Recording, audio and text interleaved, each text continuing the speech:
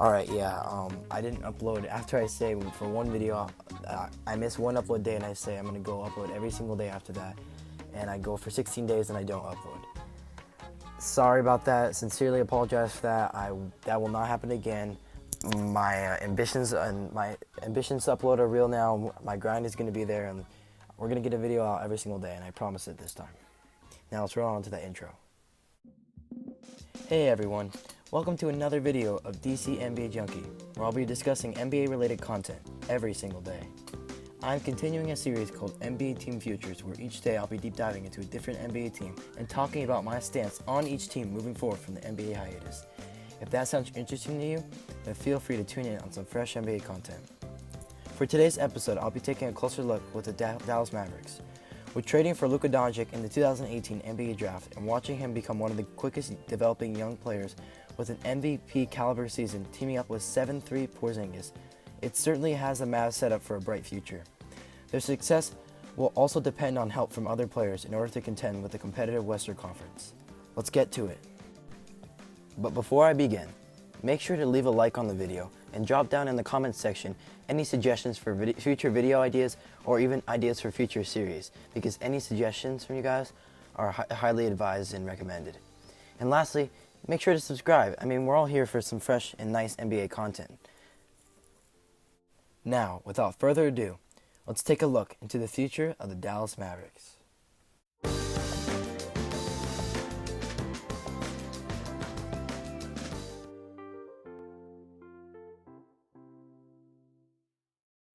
Alright, rather than talking about the team overview for the Mavericks, I want to go right into Luka as my first topic of discussion because, well, first let me say 40-27 was a record in the West, good enough for 7th seed, which is a little bit unfamiliar for a 7th seeded team because that's a pretty good record, and that's not usually pertaining to a 7th seed team, but that's how stacked the West was this season so far.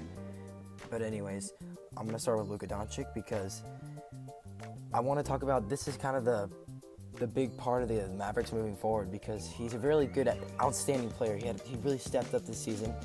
He's a phenomenal scoring playmaker. You know, we saw him going from his impressive rookie season alone, but goes up and just improves in all facets of his game. You know, averaging about 29 a game and almost not 9 assists and 9 rebounds. He's just having a really great season, almost averaging a triple-double. So it's not I'm not trying to say that he's not very good or anything like that. This is all positive. He's a great player, great scoring playmaker. It's all impressive.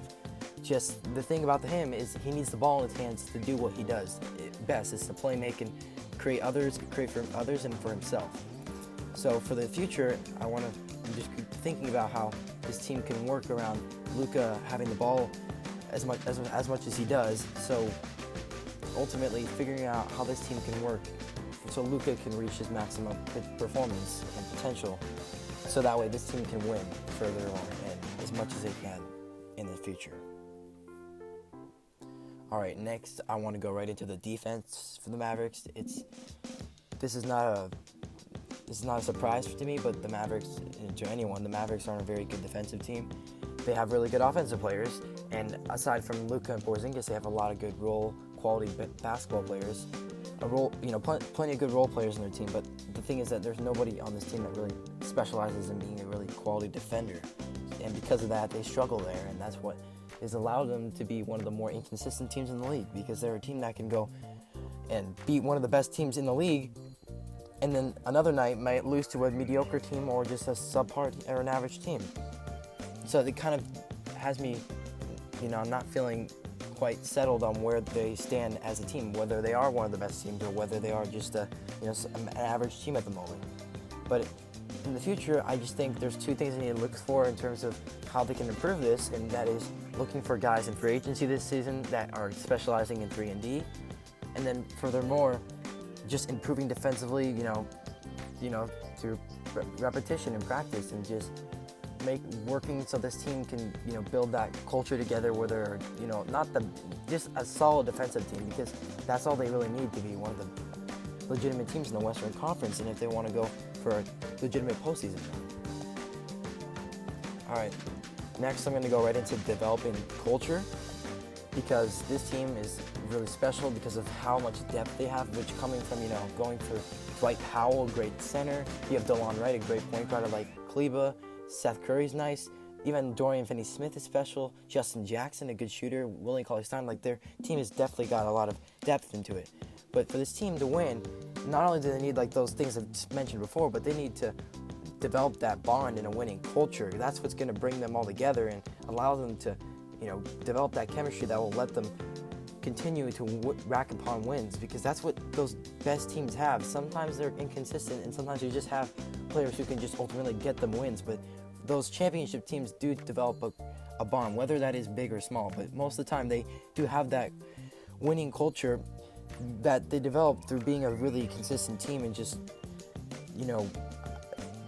building that relationship with each other. So, I think Luka can take a great step next season, even though he already took a giant leap in his second season. I think he could take another one. There's that opportunity for him to take that step to the winning, like Luka, where he's where it's just like he's went to another level and he's doing whatever he can for this team to win.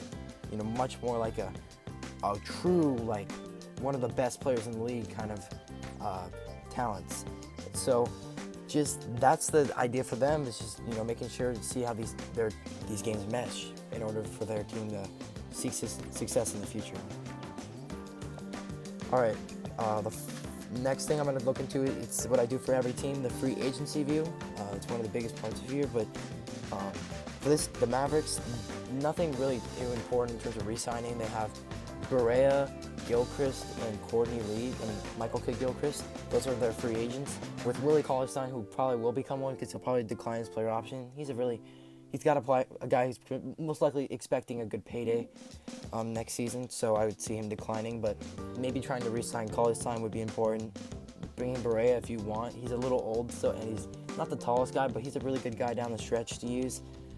Good scorer. But I think what they should be looking towards, technically they're supposed to have $8 million in available cap with a 116 estimated salary cap for teams, but that might change due to the hiatus. But assuming that they do have that $8 million, I think some good options possibly could be Joe Harris, as long as he may get re-signed for some good money. But if not, and this team is available to get him, I would think they should try to go out and get him, because he's a really good 3-and-D player. He's one of the few players in the league that he's the epitome of that role. Davis Bertans a really good basketball player for a 4. A thing that I think they're needing on this team for backup presence, or even just a starter. Starting 4 would be really nice if they're going to run Porzingis at the 5, or they want to run this Davis Bertans off the bench. It could be a really good asset, to develop their further bench depth, and he's a really nice three-point shooter, so it's a really good asset there. Aaron Baines, if they need a big, I don't think it's as big as a necessity, but there's that as well. And then lastly, Bogdan Bogdanovic. I think this is one of the more underrated ones, because he's a really good playmaker, and this team could also use further playmakers. Luka can't play the whole game, or I would assume he shouldn't. So, having Bogdan Bogdanovic come into the game and provide that playmaking aside from Luka, that'd be really special. Or if they want to start him alongside Luka. And lastly, this is the final section, and this is if just the season continues, where I feel this team stands. I do this with every team. It's a hypothetical section, and for this team, they'll be playing the Clippers in the first round, assuming that the season ends where it does, and they're looking to come back in, I think, July. So if they do, or if it's any earlier or later, hopefully, as long as they do, is what I'm saying, they're going to be playing the Clippers in the first round.